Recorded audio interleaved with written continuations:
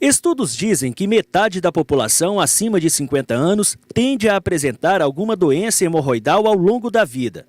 Uma delas é a própria hemorroida, patologia caracterizada pela dilatação das veias do ânus. Com o passar dos anos, essas veias e esse tecido chamado de plexo hemorroidário, ele acaba por se dilatar e com isso ele tem mais facilidade de sair, de se prolapsar, sair fora do canal anal durante a evacuação. O doente pode apresentar sangramento e prolaxo, quando o tecido interno do ânus vai para a parte externa. Idade, fezes ressecadas, constipação intestinal, a famosa prisão de ventre e o esforço excessivo ao evacuar são os principais fatores de risco.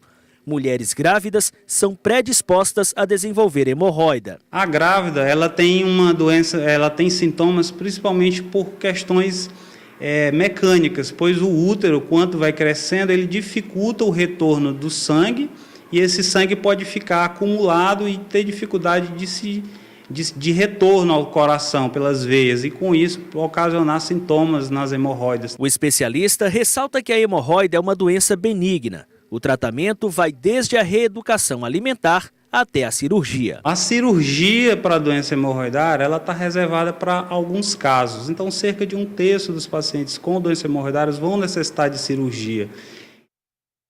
A hemorroida é hoje uma das doenças mais frequentes para os proctologistas. Nós estamos recebendo aqui, se você quer mais informações sobre esse tema, o doutor Edilson Carvalho, que é proctologista do São Marcos. Boa tarde. Boa tarde, Amadeu. Boa tarde, Ali. Boa tarde. O número de pessoas com hemorroidas tem aumentado, doutor? Por quê? Então, a doença hemorroidária é uma das doenças proctológicas mais comuns, né? Para você ter uma ideia, aproximadamente 30% a 40% das pessoas acima de 30 anos já tem algum grau de hemorroida.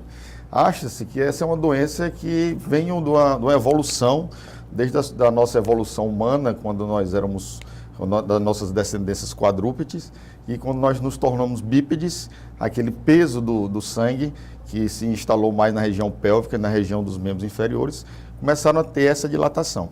É uma das teorias, né, dessa evolução muito rápida da modernização. A alimentação atual também contribui? Exatamente. Esse é o principal fator hoje que nós temos, né, devido à nossa vida moderna, ocidental, de um tempo muito escasso para nossa alimentação, nós acabamos de nos alimentar de alimentos mais calóricos e com pouca fibra.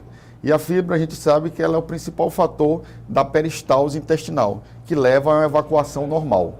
Aquelas pessoas que não têm Quando é que a evacuação é normal, doutor? Então, nós temos uma avaliação que pode variar entre uma vez ao dia até uma vez a cada 3 dias. É considerado normal.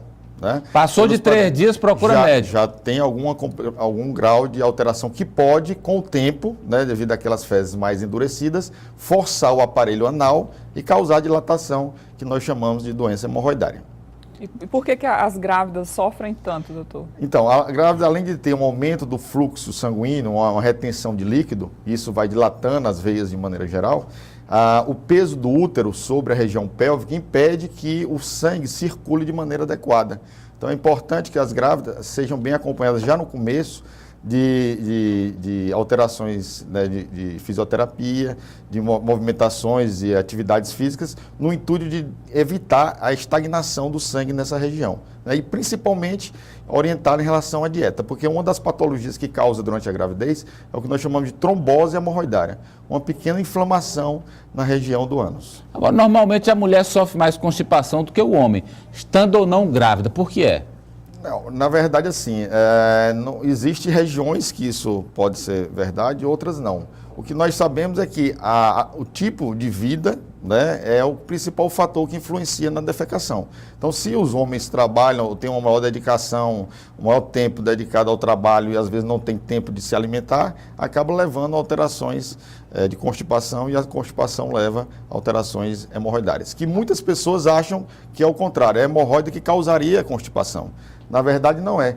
A doença hemorroidária ela é consequência da constipação das fezes endurecidas. Tem gente que tem hemorroide e não sabe, doutor? Sim, nos graus iniciais, às vezes nós temos apenas pequenas dilatações. E essas dilatações, elas levam um sintoma muito discreto, né? E que algumas vezes as pessoas acham que esse sintoma é apenas uma inflamação, às vezes uma verminosezinha. Mas é muito importante, porque chamar a atenção de que o grande problema da hemorroida é a falta do diagnóstico adequado, né? E o grande problema que nós temos hoje, quando nós recebemos os pacientes no hospital, é a diferenciação entre a hemorroida e o câncer. Porque algumas pessoas ficam em casa se automedicando ou tomando conselho com pessoas que não são especialistas, achando que o que ela tem é hemorroida. E na verdade não é. Seriam alterações, tumores que podem gerar o câncer. A solimática, o intestino dela só funciona com laxante. Isso é certo? Pode provocar hemorroida? Pode, e é errado, né? Você nós não devemos... naturalmente. Tem que funcionar naturalmente. E o principal fator é a alimentação.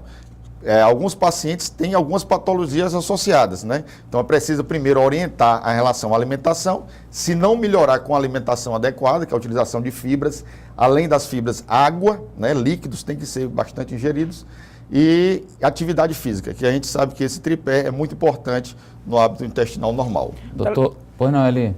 É muita pergunta aqui do telespectador, vou fazer rapidinho para o senhor tentar responder. Hemorroidas que sangram, elas já estão em qual grau da doença? E o formigamento e queimação, significa que é hemorroida? Quais são os alimentos que tem que ser dado prioridade? Então, o grau da hemorroida ele é classificado de acordo com o prolapso, né? Do grau 1 ao grau 3. O sangramento ele pode acontecer em todos os graus, né?